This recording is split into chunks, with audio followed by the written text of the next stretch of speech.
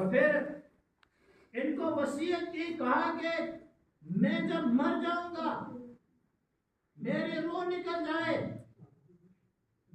मेरा ये लोटा और लुंगी ये गोरकन कब्र खोदने वाले को दे देना, और ये पुराने पाक और अंगूठे हारून रशीद तक पहुंचा देना। उस वक्त इनको पता चला ये बंदा तो शहजादा है। आपका ये हाल और आपने मुझे बताया नहीं। आज पता चला ये शहजादा है और ये यूं बादशाह से छोड़कर यहाँ आया है। बादशाह की किसी चीज से इसने कोई फायदा नहीं उठाया। ये कहा और वो कब्ज हो गई और कहा कि अच्छा जब मुझे गुस्ल दो तो उसके बाद ये मेरे कपड़े में मुझे कफन दे देना। हज़रत अबू आमिर बसरी कहते हैं कि मैंने कहा मेरे दोस्त, मेरे महबूब, ये क्यों कि मैं तुझे नया कफन नहीं दूं? तो उन्होंने कहा कि मुझे पुराने कपड़ों में दे देना, कफन चाहे नया हो पुराना हो, बहरहाल ये बोसीदा हो जाएगा, असल तो अमल चलने हैं। कफन चाहे पुराना हो नया हो, कैसा भी असल तो वहां अमाल चलेंगे, वहां बुरे और अच्छे अमाल लेके जाएगा बंदा।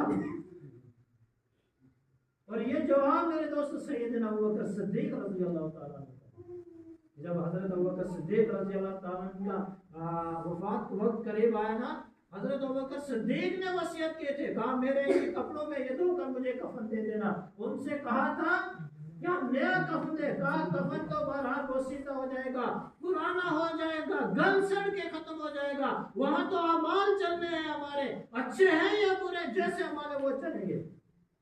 उनके तजहीज तकफीर के इन्होंने, और कहते हैं कि मैंने वैसे किया उनके वसीयत के मुताबिक।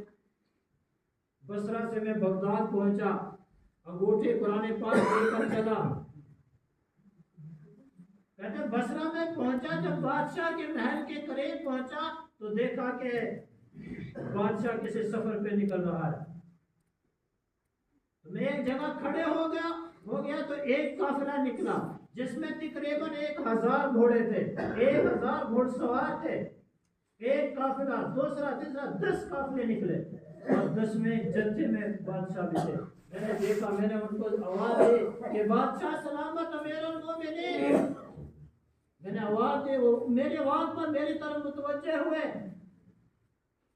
मैंने कहा कि एक परदेसी लड़के की मेरे पास अमानत है, एक कुरान पाक है, अंगूठी है, उसने कहा है कि बादशाह हारून तक